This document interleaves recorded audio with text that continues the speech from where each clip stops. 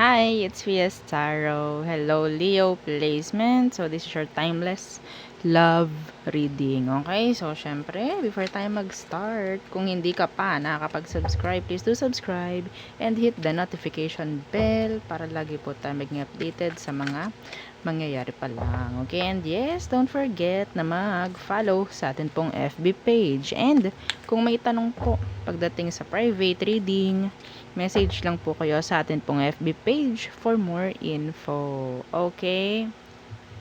Okay. So, Leo. Situation, anong meron? Sa mga Leo placements. Okay, anong situation? Leo. Hoping. Okay, hoping. Expecting, faith, manifesting.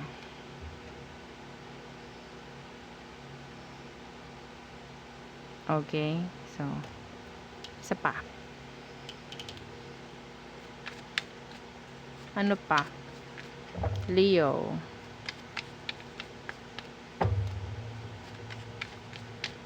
May energy rito ng Aqua. May energy rito ng Virgo.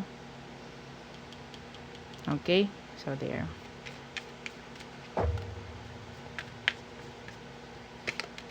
Nourished.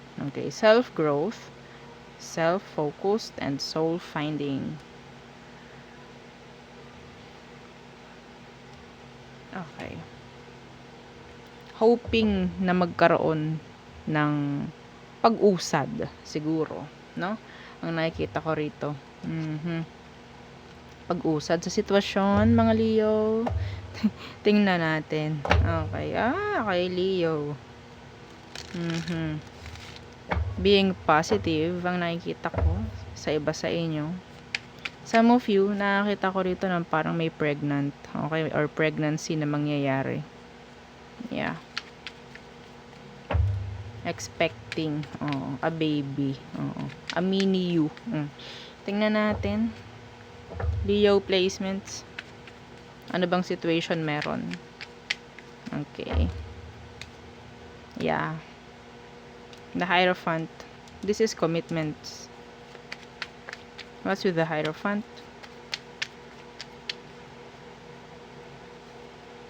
The Three of Wands in reverse. Okay. And the Six of Cups. Meron ditong past person. Cancer, fire sign. Water. Tingnan natin bakit meron ditong Three of Wands in reverse. Meron ditong parang tumalikod sa commitment.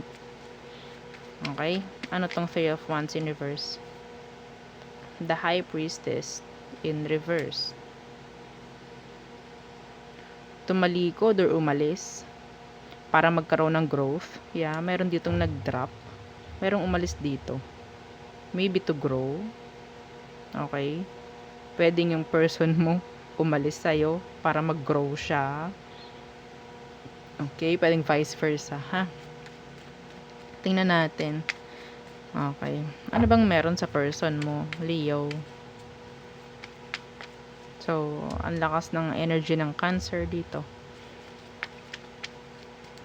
Okay. Anong meron sa person mo? Okay, the Eight of Pentacles in reverse. And, okay, the Temperance. This is, like, naging, na siya, like, ang tawag doon, patas, no? Naging fair na siya sa sarili. This time. Wala itong ginagawa ngayon. Focus niya siguro ngayon is yung sarili niya. Yeah. Kaya meron ditong nourish, self-growth, self-focus, soul-finding. Yeah. Again. May natutunan ka sa taong to, Leo. Meron. Okay. So, tingnan natin. This is Sagittarius. Ano bang emosyon mo? Emosyon niya. Tingnan natin. Emosyon muna niya. Para sa'yo. Anong emosyon niya sa'yo ngayon? Okay, the Ten of Pentacles universe doesn't want to commit, or sabihin natin ayaw na lang muna, no, na makipag-commit. Oo nga, like some of them sabihin kung non-committal or commitment phobe, mga ganyan. Meron lang silang dahilan siguro, no? Ten of Pentacles universe, why? Yeah, the Emperor. Feeling kasi nila, feeling kasi nila na manipulate sila. Okay? Meron akong nararamdaman sa taong ito na ikaw ang may kasalanan dito, Leo. Yeah. The Three of Swords. They're in pain. May nararamdaman tong mga to na hindi maganda. May pain pa rin sa loob-loob ng mga to. Okay? Yeah. Gusto muna nila na maging okay, na maging masaya without you. I'm sorry. Pwedeng, vice versa if ever na ikaw yun. Okay? Don't worry. Oo, wag kang mag-rant sa comment section. Ako po yun. Ha? Okay. So, pwedeng Aries. Okay. Ano bang emosyon mo for them? Leo. Anong emosyon mo? The Six of Wands. Attention. You want attention? No, Leo? Yeah. The Queen of Swords. Kasi nakukuha mo sa kanila is coldness. No? Oo. Well, ganito talaga eh. Ganito talaga ang mararamdaman mo kung nasa energy sila ng nagiging masaya muna sa ngayon, or this is like ang tawag doon, may energy rin dito ng healing. Okay? Healing. The Nine of Cups. Being happy.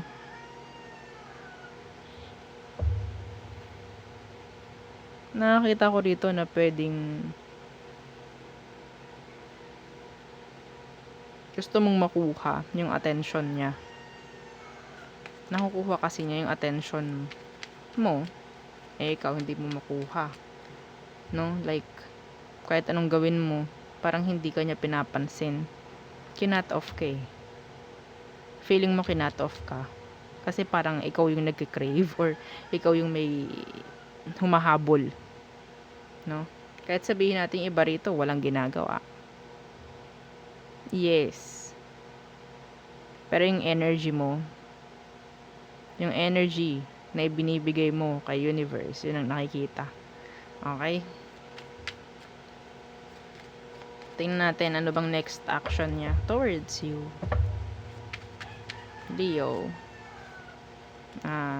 Talagang healing. The Ten of Swords. Wala tayong magagawa dito, Leo. Wala tayong magagawa. Oo. So, kina-cut off ka niya. Tinatapos niya muna to. For them to grow, I guess. Yeah. Ang dami pa kasi niya pwedeng gawin. Ang dami. Pwedeng noon, inuna ka ng taong to. Okay, inuna ka niya. Ngayon, sarili naman niya yung uunahin niya. Yes, this is awakening. Okay, this is awakening. Okay. Tingnan natin. Some of them pwedeng sabihin kung open yung kanilang option. Pwedeng kumakausap ng iba. Okay, hindi ko yan isa-set aside. Hindi natin yan, hindi ko para hindi sabihin yan. Yes, may gumagawa ng iba sa kanila. Kumakausap ng iba. Nagiging busy. Yeah. Hinahanap nila kung paano sila magiging okay. Ganyan. Okay, yes, kasi tinutulungan nila yung sarili nila eh. Na maging happy, I guess. Pero, kung ikaw yung gumagawa nun, hindi ko ina-advise na kumuha ka ng ibang tao para maging masaya. No, hindi ko ina-advise yun. Okay? So,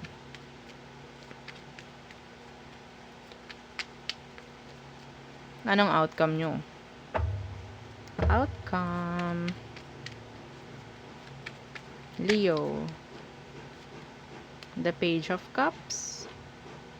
Okay, so meron ditong energy ng wanting na mag-express ng emosyon. Okay, someone will say sorry, I guess, no? Tingnan natin ano tong Page of Cups. Okay. The Judgment in reverse and the Two of, okay. So, for some of you, okay, nandito yung closure. This is closure. Or sabihin natin, may magbibigay ng limit dito. May mag-a-avoid. Eight of Cups. Letting go. Distancing themselves. The Ace of Swords. Cutting off. Okay? So, I think this is like, tama na muna. This is like awakening. Yeah, this is awakening.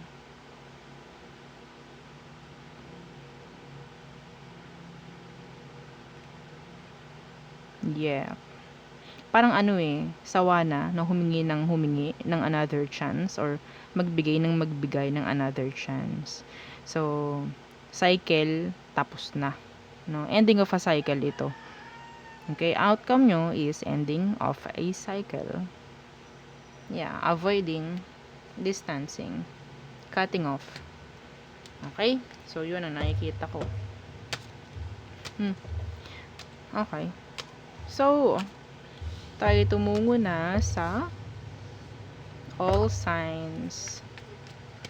Okay, all signs. Aries through Pisces.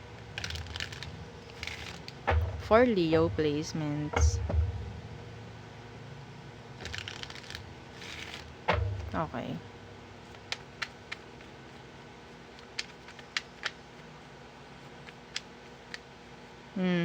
Aries. Letting you go. Mas pinipilin lang maging happy sa ngayon. Kahit yung iba sa kanila, gusto ka pa rin. Yes. Taurus. No second chances. There's delay. Someone is too indecisive. Gemini.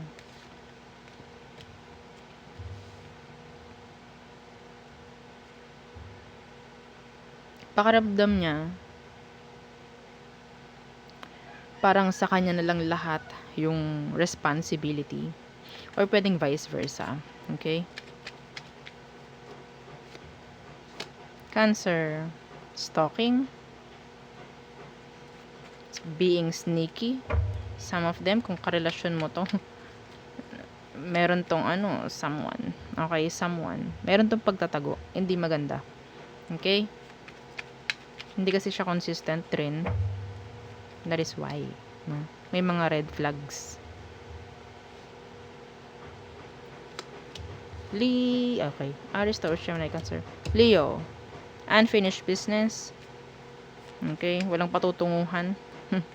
Ang connection mo with them. Virgo. Nagiging careful. Okay. Dahil ayaw na magkaroon ng parang back and forth or paulit-ulit na lang. Like, some of them talagang hindi pa rin totally moved on, no, sa'yo. Kaya nagiging careful sila. Libra. Avoiding you. Focusing sa career, sa kaperahan nila.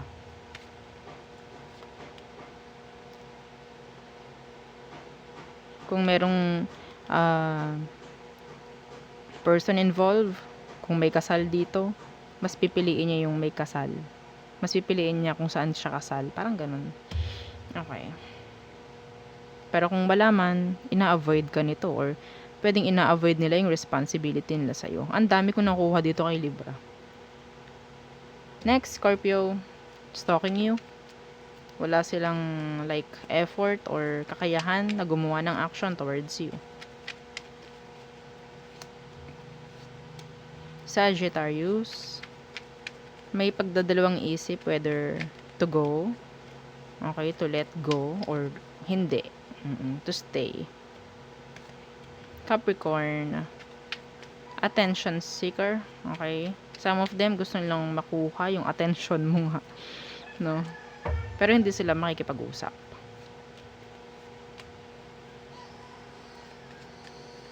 Aquarius. Healing. Okay? Tinutulungan lang yung sarili na makamove on. Pisces. Stuck. Okay? Merong like, hindi niya totally kayang i-let go hanggat meron siyang hindi nakikita. Parang gusto niya ng clarity for some of you. Yeah, there's drama. Okay?